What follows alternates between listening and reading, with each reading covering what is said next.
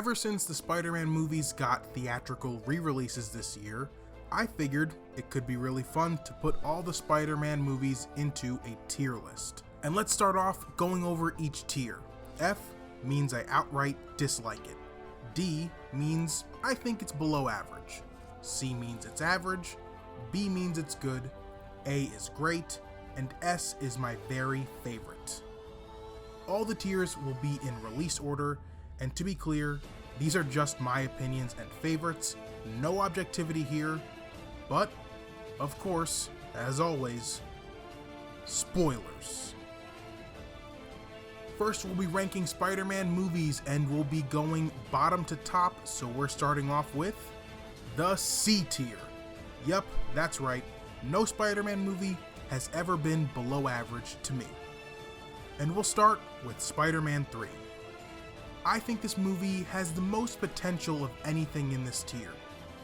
It should have been an A, but it's very bloated, and its use of iconic characters like Eddie Brock, Venom, and Gwen Stacy just don't succeed for me.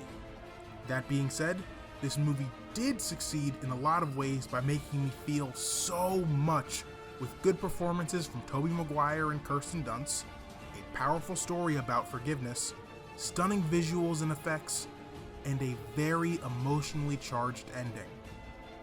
The Amazing Spiderman II. A lot of what I can say about this movie can also be said about Spider-Man 3. The villains are not executed well, and the storyline with Peter's parents falls flat on its face. But this might be the best looking Spider-Man movie ever. Mark Webb just kinda has the juice in these movies. We get so many wonderful little scenes with Spider-Man, and big scenes. All the scenes of him swinging, the scenes of him saving people in Times Square, the scenes of him with kids. It's all just so Spider-Man-y. And the romance between Peter and Gwen is wonderful and feels so real. And of course, the death of Gwen Stacy is an absolute heartbreaker. Spider-Man Far From Home. A few years ago, Twitter pretty much turned its back on this movie, and I know that sounds weird because I have it ranked in the lowest tier, but again, none of these movies are bad to me. This movie is definitely entertaining and has good performances, especially from Jake Gyllenhaal, which is basically like saying cookies taste good. But the Mysterio effects and fights were really cool, and we get a really nice scene between Happy and Peter. But where this movie does not succeed is it makes me feel almost nothing. It's the least I feel watching any Spider-Man movie actually, and it might be my least favorite. You'd think after the death of his mentor, this movie would have a lot of emotional depth, but it just doesn't really go for it in that regard. Next is the B tier. And first up is The Amazing Spider-Man. I feel like this is a divisive movie, and I see a lot of negative feelings about it online. Mark Webb directed his butt off in these movies, and the Peter and Gwen relationship, once again, is fantastic. And I really appreciate the Captain Stacy story and his chemistry with Peter. I know the Lizard's plan is kinda dumb, and the suit has a weird texture and lenses, but I do appreciate that they went with a more original look for the suit. I remember when this movie first came out, I was really excited that he looked kinda different. Spider-Man Homecoming. It's the first time we got a Spider-Man movie that actually felt like I was watching a high school kid. And while at times he does seem almost too immature, it's still just kind of a wonderful ride. Some do not love how present Iron Man is in this movie. I don't really have any of the quote Iron Man Jr. unquote vibes from this movie that some people get. And that moment where Peter psychs himself up under the rubble is incredible. Plus, any movie with Michael Keaton gets like an automatic extra 3 points. He's basically the Steph Curry of superhero movies. Now on to A tier. And we are starting with the movie that started it all. Spider-Man 2002. It's one of the best superhero origin movies of all time, and I might argue the best. It's either this or the original Iron Man movie. It still holds up in almost every way except for some effects here and there, but it's heartbreaking, invigorating, terrifying, and it's so physically impactful. That last fight might actually be the most impactful fighting in any superhero movie for me. SpiderMan Into the SpiderVerse. This was a movie I had zero faith in leading up to its release and was completely wrong about. It's an incredible story about finding yourself and proving to others and yourself what you're capable of. The animation was an industry game changer, and it's probably the second best multiverse movie of all time, the first being Everywhere, Everywhere, All at Once, of course. SpiderMan No Way Home. This is in the conversation for most popular movie of the decade so far. And how could it not be? Bringing back the previous Spider-Men and their villains was something so many wanted, but still was not easy to pull off, and they knocked it out of the park. I know a lot of people say that this is the best live-action Spider-Man movie ever, but I think there are a few things that hold it back for me personally. One is the movie is not very impressive visually, and I think the first hour of this movie is a bit rough, especially with what they do with Peter's decision making. I get that he's a kid, but still, after the last movie, you'd think some lessons would have been learned about responsibility, but nonetheless, a great movie. Spider-Man Across the Spider-Verse. Somehow, they topped the animation from the last movie. It's absolutely breathtaking, and one of my all-time favorite theater experiences. I think if I were to say which Spider-Verse movie is my favorite, I may lean towards the first one simply because I think it's a tighter movie experience.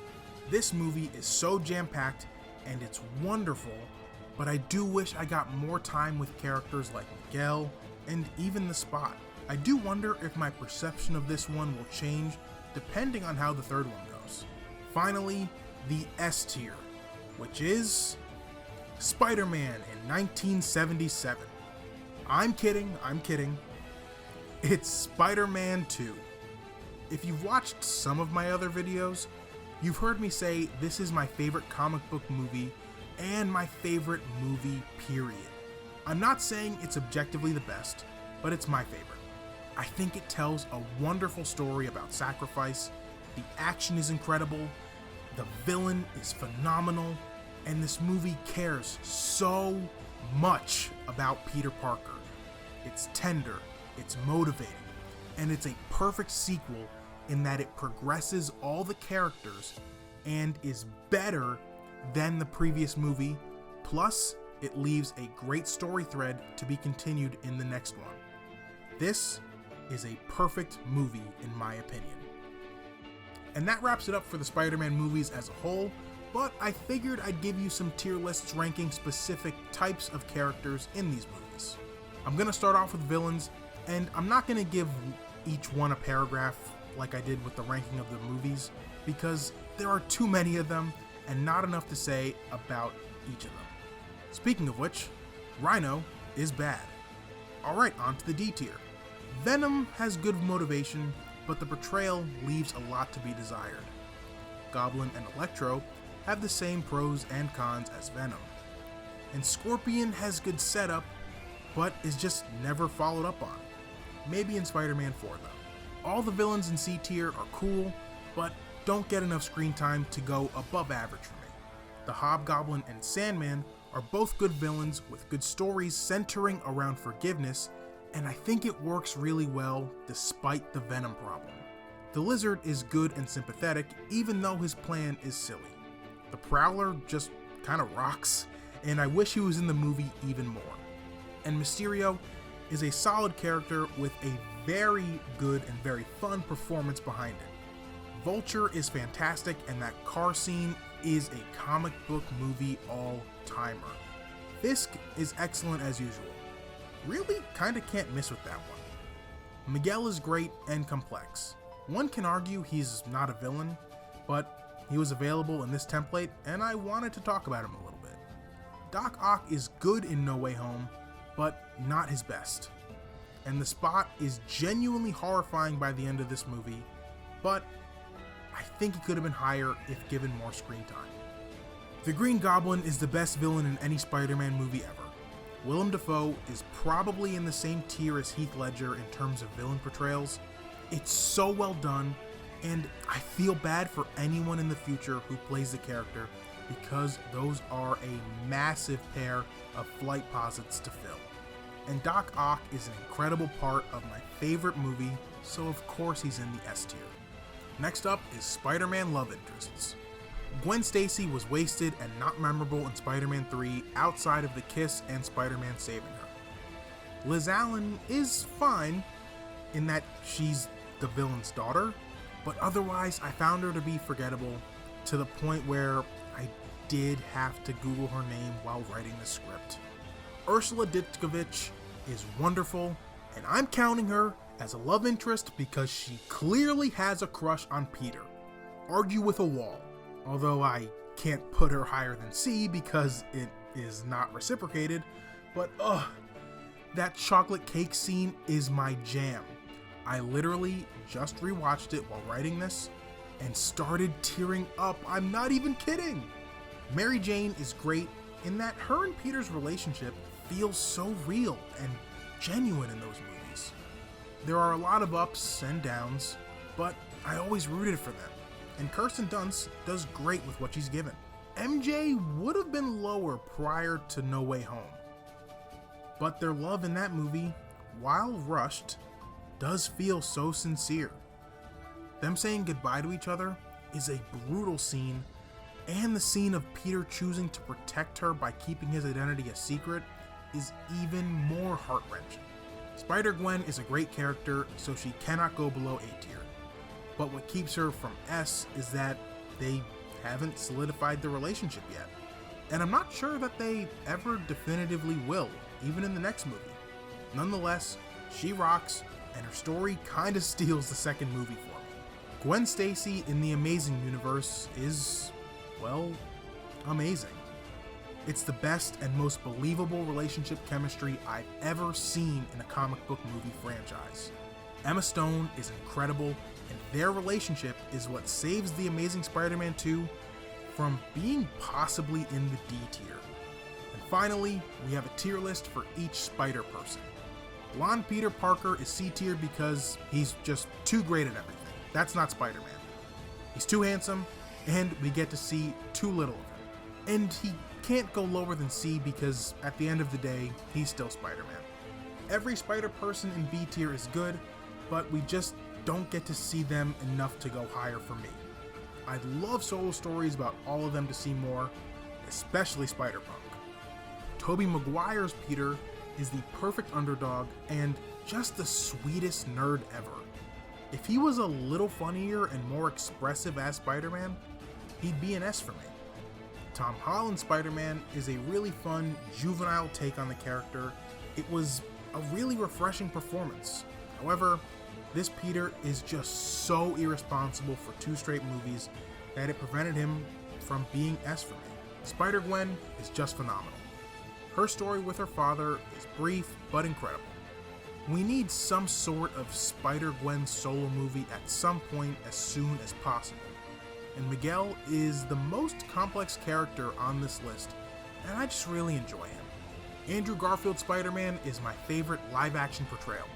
His performance in No Way Home is my favorite, and it's kinda devastating that we may never see him again. He's the funniest, most expressive, and so emotionally resonant. Shamik Moore's Spider-Man is also wonderful. He made the world realize that there's not just one true Spider-Person. He's an incredible protagonist, and I cannot wait to see how his story concludes. And last but certainly not least is Peter B. Parker, who is probably my favorite Peter Parker portrayal of all time. I think Jake Johnson legitimately gives a perfect performance, and I can't put him in a tier of his own because he's only been shown as a supporting character. Once again, would love to see a project solely focused on him. And that concludes all my rankings for the Spider-Man movies and the subcategories within them. Let me know what you thought of my rankings in the comments down below. And if you enjoyed the video, I would really appreciate it if you'd give the video a like and subscribe to the channel for more videos. It helps me out a bunch. Depending on how this video does, I may do more tier lists and different videos like that in between video essays. And speaking of which, the next one will be about my adventures with Superman Season 2, so be on the lookout for that very soon. Until then, be well, thank you so much for watching, and I'll see you again next time.